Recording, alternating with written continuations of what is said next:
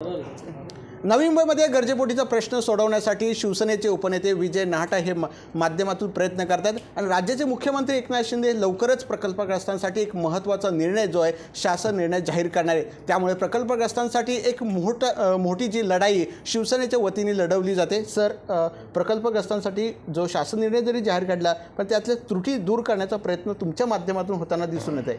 22 साली फेब्रुवारीमध्ये एक GR नगरविकास मंत्री होते आपले मुख्यमंत्री, त्यावेळी त्यांनी काढला होता, पण लोकांनी अर्ज फार मोठ्या प्रमाणावर केले नाही आणि लोकांनी वेगवेगळ्या पद्धतीने मागण्या केल्या होत्या आणि त्या मागण्या रास्तही होत्या। म्हणून आम्ही सातत्याने मुख्यमंत्र्यांचा पाठपुरावा करत होतो आणि मुख्यमंत्र्यांच्या सांगण्यावरून 8-10 दिवसापूर्वी प्रधान सचिव गुप्ता साहेबांकडे बैठक झाली, एक मुद्द्यावर चर्चा झाली आणि त्यांनी जे मुद्दे मान्य केले त्याच्यामध्ये प्रिन्सिपली त्याच्यावर सगळ्या ग्रामस्थांचे, आमचे प्रकल्पग्रस्तांचे प्रतिनिधी आमच्याबरोबर होते, आमचे खासदार होते, आमचे पाटकर साहेब होते।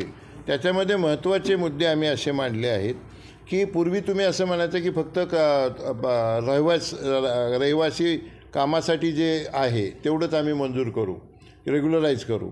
तर आमचं म्हणणं होतं कमर्शियल लोकांनी केलं ते रेग्युलराईज करा, त्याला त्यांनी मान्यता दिलेली आहे। दुसरं, पूर्वी त्याच्यात असं होतं एकच घर रेग्युलराईज करू, आम्ही आग्रह धरला की एकापेक्षा जास्त घर, 2 असतील 3 असतील, कुटुंब वाढलेले, ती सगळी घरं मंजूर करा, रेग्युलराईज करा, तेही त्यांनी त्याच्यामध्ये मान्य केलेलं आहे। त्यानंतर रस्ते अरुंद असल्यामुळं आणि हाईटवर रेस्ट्रिक्शन असल्यामुळं जो वाढीव FSI मिळणार आहे, शासन देणार आहे, तो FSI वापरता येत नाही, कन्झ्युम करता येत नाही। तो FSI TDRच्या स्वरूपामध्ये देण्यासंबंधी आमची मागणी होती, ती देखील त्यांनी प्रिन्सिपली मान्य केलेली आहे। याच्यानंतर नॉन PAP जे आहेत, जे प्रकल्पग्रस्त नाहीत, त्यांनी देखील अशी बांधकामं जर त्या पेरीफेरीमध्ये केली असतील तर त्यांची देखील घरं रेग्युलराईज करण्याचा निर्णय घेण्यात आलेला आहे। मात्र त्यांना दुप्पट पैसे प्रकल्पग्रस्तांच्यापेक्षा भरावे लागतील। पूर्वी असं म्हटलं होतं की तुमचा जेवढा जोत आहे तेवढीच जागा आम्ही रेग्युलराईज करू। आमची मागणी होती की प्रकल्पग्रस्तांनी जेवढी जागा त्याच्या वापरामध्ये आहे, मग कंपाऊंड असेल, वरांडा असेल, ओसरी असेल, तुमचं गोठा असेल, जेवढी वापरात आहे तेवढी जागा रेग्युलराईज करण्याचं प्रिन्सिपली त्यांनी मान्य केलेलं आहे। हे सगळी चर्चा झाल्यानंतर खासदार शासन निर्णय कधी येणार? शासन निर्णय जास्तीत जास्त माझ्या अपेक्षेप्रमाणे 8 दिवसात यायला पाहिजे। 3-4 दिवसापूर्वी मी CM साहेबांना सह्याद्रीवर भेटून विनंती केली की साहेब ताबडतोब करा म्हणून। खासदारही आमचे त्याचा पाठपुरावा करत आहेत, सगळे प्रकल्पग्रस्त आमचे नेते पाठपुरावा करत आहेत।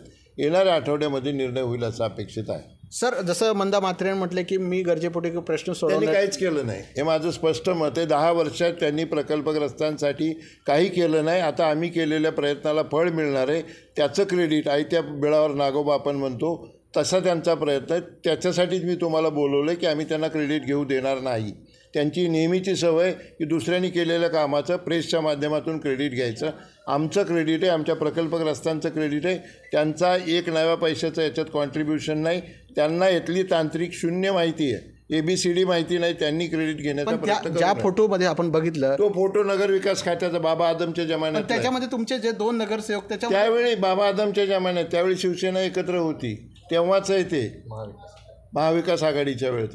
तो GR रद्द करण्यात आला आहे, करा म्हणून आम्ही सांगितलेलं आहे। एकदम चुकीचं आहे त्यांचं वागणं। सर, शेवटचा प्रश्न, महामंडळाच्या नियुक्त्या जाहीर केलेल्या आहेत, दोन्ही जागा हे भाजपच्या जवळपास जाण्याची शक्यता आहे। विजय नाहटांचं पुनर्वसन महामंडळातून होणार का? नाही, महामंडळाचा विषय नाही। मी तुम्हाला मागेही सांगितलं की मी आमदारकीची निवडणूक लढवणार आहे। पक्षाकडे मागणी केलेली, पक्षाकडे आमचं जे काही गुडविल आहे त्याची आम्ही मान्य केली। तुम्ही खासदारकीच्या वेळी बघितलं, आम्ही तिकीट खेचून घेतलं, तसं आम्ही इथलं बेलापूरचं तिकीट शिवसेनेला द्या असा आमचा आग्रह आहे आणि निवडणूक आम्ही लढवणार आहे। बेलापूर मतदारसंघात तुम्ही पुन्हा एकदा निवडणूक लढवण्याचे संकेत विजय नाहटा यांच्याकडून मिळताना दिसून येत आहे। कॅमेरामन ज्ञानेश्वर वाडेसह विकास मिरगणे, लोकशाही, नवी मुंबई।